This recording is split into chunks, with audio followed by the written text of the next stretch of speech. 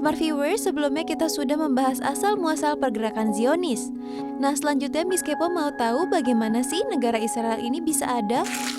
Oke, pertanyaan Miss Kepo tentang sejarah lagi ya. Sejarah lagi. Dan ini memang masih menarik berkaitan banget sih sama yang Yap. sebelumnya ya.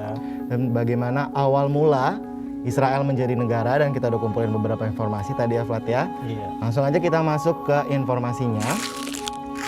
Oke, jadi sebelum kita masuk ke informasi, mungkin kita juga mau berharap semoga Smart Viewers di rumah bisa berpikiran lebih terbuka ya. Maksudnya kita di sini hanya menyampaikan informasi dari berbagai sumber yang kita dapat. Bisa dibilang ini sebenarnya sejarah ya. Kita Iya, mempelajari sejarah. juga. Jadi tidak ada maksud untuk menjudge salah satu pihak atau membela salah satu pihak. Iya. Ini pure hanya sejarah yang kita bagikan ke Smart Viewers di rumah. Oke, langsung aja yang pertama, konflik Holocaust hingga dimulainya pergerakan Zionis. Nah, akibat adanya diskriminasi kepada Yahudi di Eropa, seperti yang kita bahas sebelumnya, atau disebut dengan Holocaust, banyak dari mereka itu memilih untuk mengungsi ke Palestina. Bahkan sebelum Holocaust pun sebenarnya bangsa Yahudi ini udah mengalami diskriminasi dan mencoba untuk mengungsi ke Palestina. Karena Palestina adalah negara yang paling banyak menerima bangsa Yahudi dari Eropa. Dan kedamaian tiga umat beragama di Palestina ini seketika tiba-tiba semuanya berubah ketika Yahudi memulai gerakan Zionis yang tadi kita bahas dan memiliki cita-cita untuk membentuk negara sendiri di tanah Palestina. Dan sejak tahun 1880 ratusan bangsa Yahudi itu di Eropa Timur tadi memilih untuk pindah ke Palestina.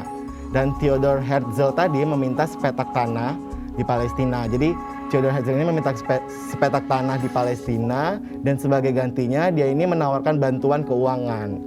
Dia meminta ini ke Kekaisaran Ottoman yang mana pada saat itu sedang menguasai Palestina. Nah, namun kekuasaan dari Kekaisaran Ottoman ini menolak permintaan dari si Herzl ini.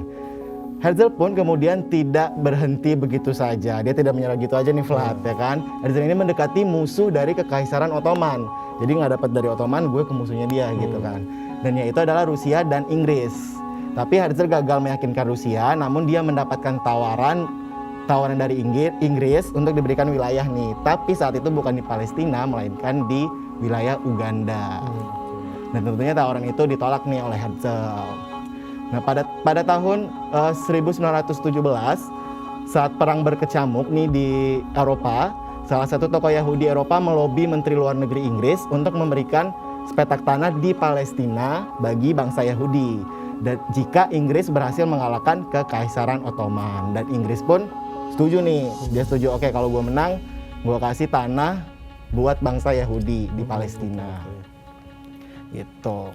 Berarti bisa dibilang sebenarnya bangsa-bangsa Yahudi itu waktu itu menganggap Palestina itu negara yang aman lah ya buat mereka mengungsi ke sana ya. Iya, dan memang mereka berdasarkan kepercayaan mereka juga pun itu adalah kampung halaman mereka, Yerusalem. Yerusalem pun di Palestina gitu. Nah, yang kedua, runtuhnya Kekaisaran Ottoman. Nah, selesai Perang Dunia Pertama itu Inggris berhasil mengalahkan Kekaisaran Ottoman. Inggris pun diberi mandat oleh PBB untuk berkuasa di seluruh tanah di Palestina. Akhirnya Inggris itu cuman melanggar janjinya dengan bangsa Yahudi. Pengkhianatan Inggris pun ini kemudian menimbulkan kebencian bagi bangsa Yahudi. Kemudian bahkan bangsa Yahudi yang tadinya ingin hidup berdamai dengan bangsa Arab Palestina pun ikut merasa panas dan mulai membenci bangsa Arab dan juga Inggris.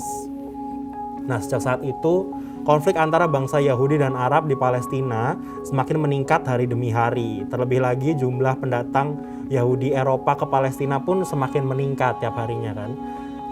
Inggris pun mulai muak dan akhirnya mereka itu menyerahkan Palestina ke tangan PBB.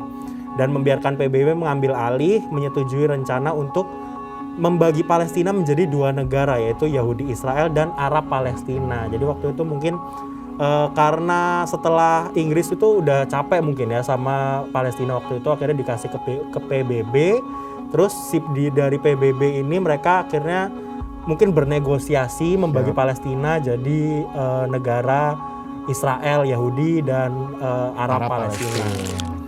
Kemudian yang ketiga, pengambil alihan tanah Palestina menandai dimulainya perang. Jadi kan seperti yang tadi kita bilang, PBB membagi wilayah Inggris menjadi dua. Dan kota Yerusalem tadi yang dianggap suci bagi umat Kristen, Islam, dan Yahudi itu menjadi zona internasional di bawah naungan PBB. Tapi justru pengambil alihan tanah ini justru menandai dimulainya perang pertama di Palestina ini. Ya. Yahudi menerima rencana pemisahan itu. Bangsa Yahudi awalnya menerima rencana itu dan menyatakan kemerdekaan sebagai negara Israel. Namun negara-negara Arab tetangga justru merasa keberatan dengan pengambil alihan tanah ini. Nah, hal inilah yang tadi seperti yang gue bilang juga menandai pecahnya peperangan pertama antara Arab dan juga Israel. Nah, yang keempat, tanah dibagi menjadi 3 bagian. Pada tahun 1948 sampai sekitar 1949 itu peperangan pertama antara Arab Israel berlangsung dan Israel sendiri berhasil meraih kemenangan mereka. PBB pun membagi tanah Israel menjadi 3 bagian nih.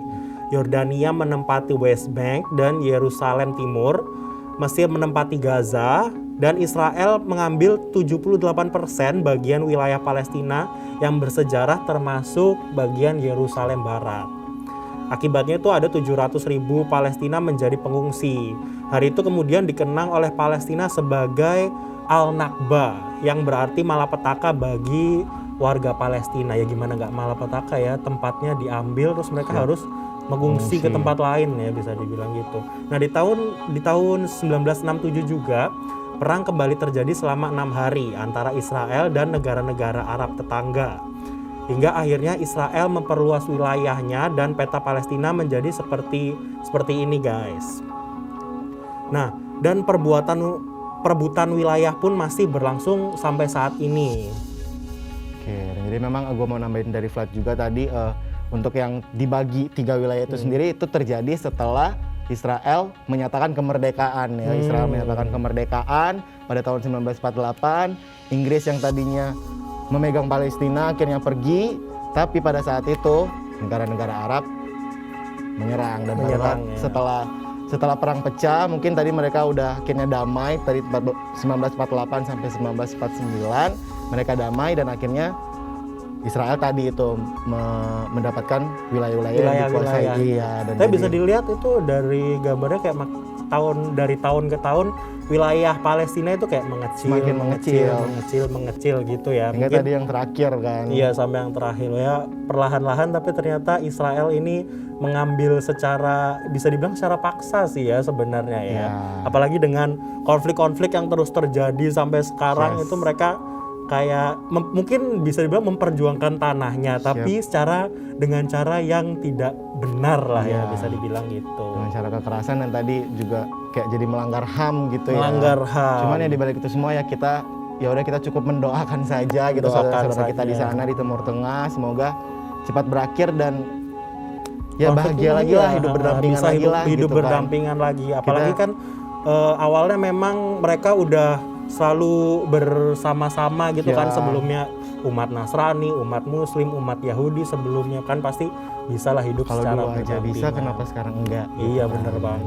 Dan udahlah, kita juga yang jauh nggak usah lah berdebat kayak yang bener ini gitu ya. Udah lu cukup doain aja dan kalau bisa lu kirim donasi gitu bener juga. Bahkan kalau lebih lagi datang ke sana. Iya gitu, daripada jadi relawan kalau perlu berdebat kan. kayak nggak bener banget gitu, nggak menyelesaikan masalah gitu loh. Nah, itulah tadi informasi-informasi mengenai bagaimana negara Israel bisa menjadi seperti sekarang ini ya Wahyu ya. Nah, habis gini kita masih banyak informasi-informasi menarik lainnya seperti tentang Yerusalem nih, atau yang bisa dibilang Al-Quds, gimana Al-Quds ini bisa dibilang menjadi tempat suci bagi 3 agama, yaitu umat Muslim, umat Kristiani, dan juga umat Yahudi ya. Jadi jangan kemana-mana, tetap di Worthy Obvious and Wonder.